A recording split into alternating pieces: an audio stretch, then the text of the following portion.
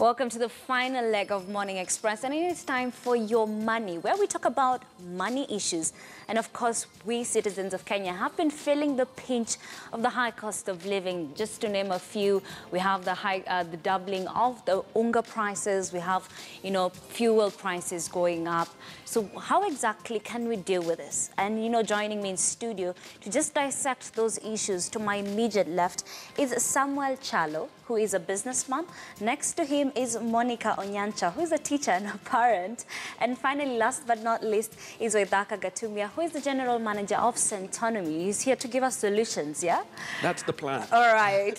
Thank you very much for making time. But before we get into this discussion, I want us to listen to what you citizens had to say about the high cost of living. Kwa sahi nanua korogoro moja kwa shilingi 70. Lakini najua hii mwaka kwenda kuisha tutakuwa tunanua karibu 100 na. Sema mtu mwenye anafanya hata kibarua na maybe anafanyia shilingi 100. Hiyo shilingi 100 haitaweza kununua hiyo korokoro. Ugali imepanda juu. Tukinunua for example kama chakula ya ngano mfuko moja, mtoto wanaweza kula jioni chapati na chai na asubuhi. Maisha ya leo saa hii bei imekuwa kubwa sana, maisha imekuwa shida zaidi, ngumu, kwa sababu bei ya kwa bidhaa kama unga imezidi kuwa 140. Watoto hawa ndio hawa kwa shule wanakaa nyumbani. Bei ya shule imekuwa pesa mingi. Tuseme mfano day schools bado inalipwa bado na imesemekana ni ya bure. Tuseme shule zote mlikuwa mmesema ya kwamba ikue ya bure, lakini saa hii tunaenda kuuza hata hizo ng'ombe zetu hata kama hakuna bei, kwa kwenda kufanya nini? Kwenda kulipa ile shule ambayo mlituahidi wakati ya siasa. Sisi tuna shida, angalia chungu mzima ya town. Watu wamesimama, hawana mwelekeo, njaa imekuwa mingi, jilali ndio hiyo. Sasa sisi tutaelekea wapi wa kaunti ya Samburu? All right, that last man there actually felt it. He was so passionate about what he was saying. These issues are happening. But first, Samuel, maybe you can tell us, you're a businessman, yeah? What exactly do you do and how has it been for you this past month? Yeah, right now, actually, I'm an engineer by profession. Yes. I did aeronautical engineering. But apparently due to layoffs in the job department, I'm forced to be in the entrepreneurship sector. Right now, I'm running a boutique for youth clothes and shoes. We're buying and reselling them. Okay. Yeah, but during the January period, it's been very difficult for us because youths are complaining there are no jobs. And for us to buy and resell, we're selling to the same youth. Okay. So the same youth will come by saying that we have no jobs, how can we buy that? And you see that it ends up affecting us as the entrepreneurship. We end up getting losses. And for January, for sure I can say that the business is not booming at all. Yes. Yeah. And youths, we have a bargaining power, It is not, if it's something we know how to do, is just to bargain. Monica, I'll come to you. Of course, recently, just before you came, last time when you came, we were talking about schools. But just between then and now, we've seen a number of issues crop up. We've seen the unga flour, going up, maize flour going up. And then we've seen power, electricity is also up. Now we're seeing fuel prices skyrocketing. How has it been for you?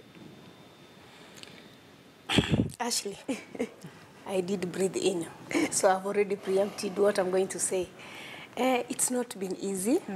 It's been very difficult. Each day as a shocker. And the shock is not in what we hear or what we see or what we are going to do. The shock is in what our pocket tells us.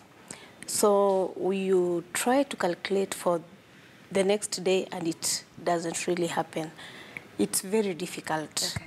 The average parent outside there has, I don't want to call it hell, because I know you'll tell me I'm using bad terms. So I want to use, has something written in them that we are going through something that is very difficult and we don't know what to do about it. And if you looked at the people complaining there, they are actually telling the world of every other person what we are going through.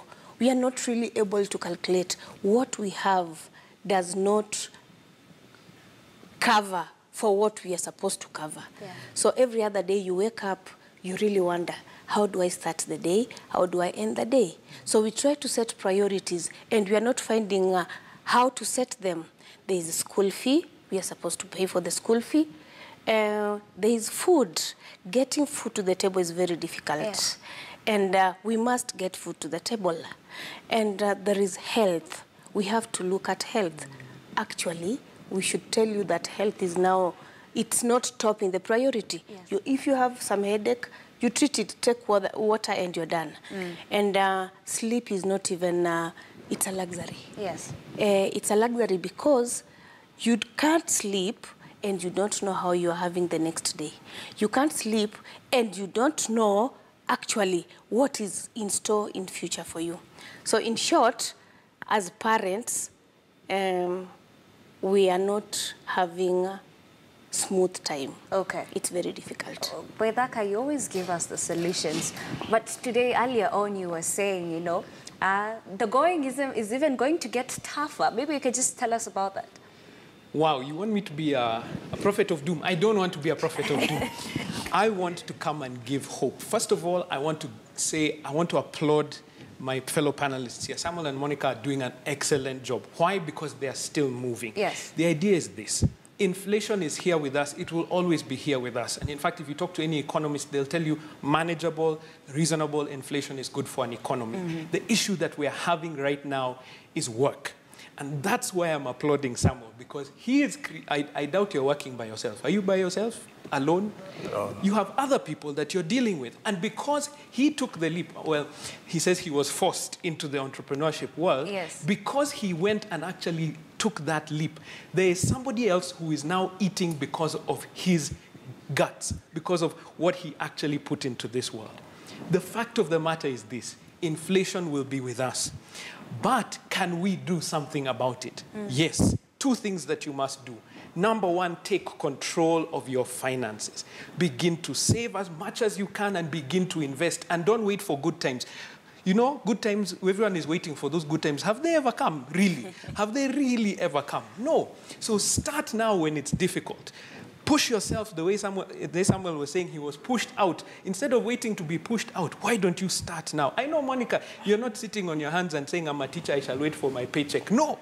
Aren't you doing something else on the side? I know you don't say because your boss might wonder. I know, Monica, she's a Kenyan like the rest of us. She has a side hustle, which is what we are talking about. And that side hustle is giving somebody else an opportunity. That's number one. But number two, come on. We talked about this last time, didn't we, Ashley? And I said, Ashley, you're not just one thing. You're not just a presenter here at KTN. Yes. You've got so many other gifts and talents that are within you. When you leave, okay, I know you come very early. I don't know what time you leave the office. Between the time you leave the office and the time you sleep, what can you create? We must stop thinking about how can we manage the little that we have and begin to think, how do we grow our assets so that then we are better off? Plan so that next year you're not in the same job position. I know Monica, she's worthy of being a headmistress somewhere. Amen. That school is waiting. The way she talks here, there's a school waiting for her to be a headmistress, which will put her in a better place than she is at this point. Do you get what I'm talking about? If we live in a place of despair, we are in trouble.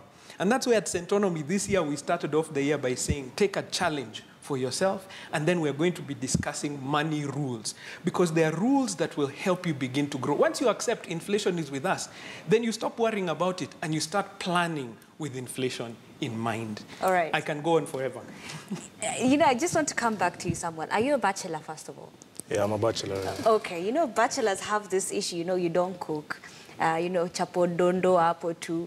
Talk about your diet. Has it changed considering, you know, the cost, where you go, your restaurant, or maybe you cook?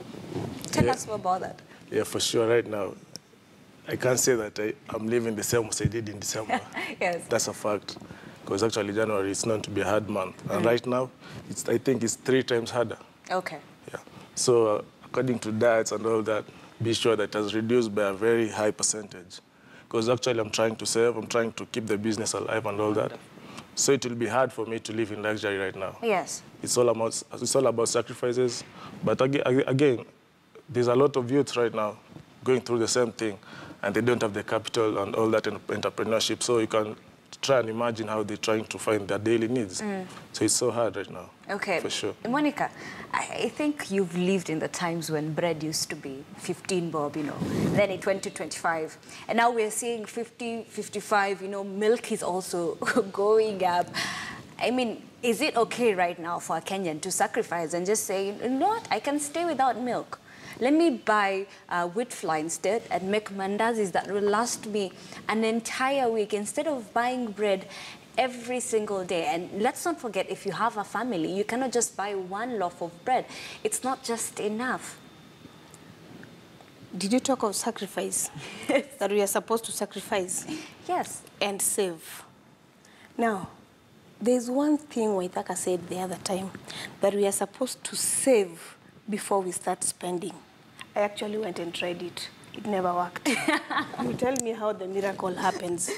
Because if you have this little and you want to utilize it, you want to buy the unga, you want to buy the milk, I mean, that's the money you have. Yes. How do you now save it? So I did save. So Waithaka, you'll have to tell me what went wrong with me. I never saved that, and I don't have any savings right now. I'm sorry to say that, Waithaka. You will have to forgive me. Now, why am I saying that? It's because we are, just as I talked of priorities, we are taking one day at a time. We are taking the basics, the ones we feel that, yes, if we have to put food on the table, it is the food, the basic food. Are we able to get bread and milk on the table and tea on the table in the morning? Is it possible? If it can't, like my mother way time back told us that because we can't get bread, we usually cooked big ugali. From where I come from, ugali is the food. Okay. And in the following day, we would eat that with tea. Okay. So I want to think we are getting back to that. All right. I would like to interrupt you. I'm being